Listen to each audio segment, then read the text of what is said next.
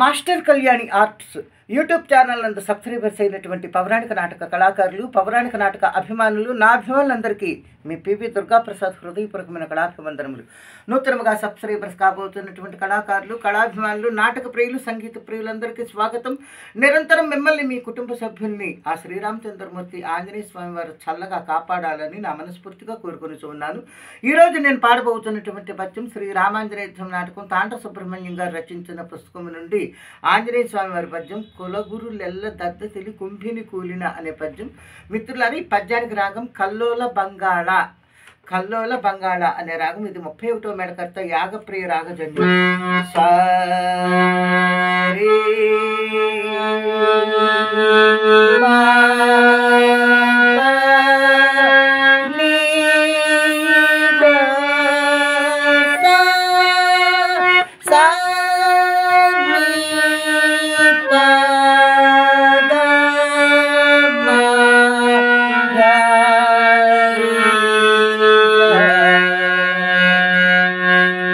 కల్లోల బంగాళ యొక్క రాగ స్వరస్థానములు సా షడ్జమం, రి షట్శ్రుతి రిషభం, మా శుద్ధ మధ్యమం, పా పంచమం, నీ శుద్ధ నిషాదం, దా శుద్ధ దైవతం, పైషడ్జమం. ఇది ఆరోహణము.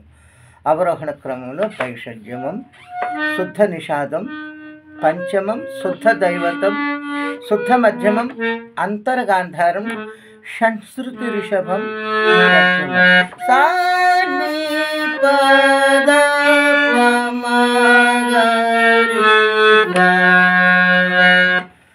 ఇది కల్లోల బంగాళ రాగం. మిత్రులారా, మరి నా వీడియోస్ మీకు నచ్చినట్లయితే నేను చేస్తున్న ఈ పౌరాణిక నాటక కార్యక్రమాన్ని ప్రోత్సహించడం కోసం దయచేసి నా ఛానల్కి వెంటనే సబ్స్క్రైబ్ చేయండి, లైక్ చేయండి, కామెంట్ బాక్స్లో మీ యొక్క మంచి స్పందన తెలియచేయండి, బెల్ సింబల్ ప్రెస్ చేయండి. మీకు తెలిసిన స్నేహితులందరికీ ఈ వీడియో షేర్ చేసి పంపమని మరి కోరి ప్రార్థిస్తూ ఇప్పుడు కల్లోల బంగాళ రాగంలో ఆంజనేయ స్వామి వారి పద్యం. ముందుగా ఇక యయాతి ఆంజనేయ స్వామికి కూడా నాకు రక్షించడు అని తెలుసుకొని వాళ్ళందరూ కూడా వెళ్ళిపోమని చెప్తే యయాతి నిస్సహాయతతో ఇక తిరిగి ప్రయాణం బయలుదేరుతూ ఉండగా అప్పుడు ఆంజనేయ స్వామి వారు యయాతిని ఆపి ఈ వచనం చెప్పి పాడుతున్న పద్యం.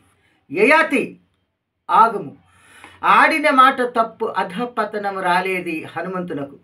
అది రామాంజనేయ యుద్ధమే అగుగాక, ఆత్మనాశనమే అగుగాక, తుదకు ప్రపంచ ప్రళయమే సంభవించునుగాక.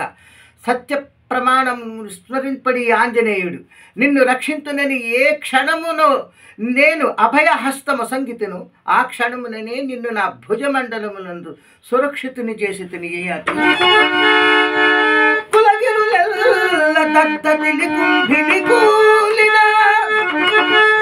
ఆదిశేషుడే కలబడి నాల్కలు పగల గ్రక్కిన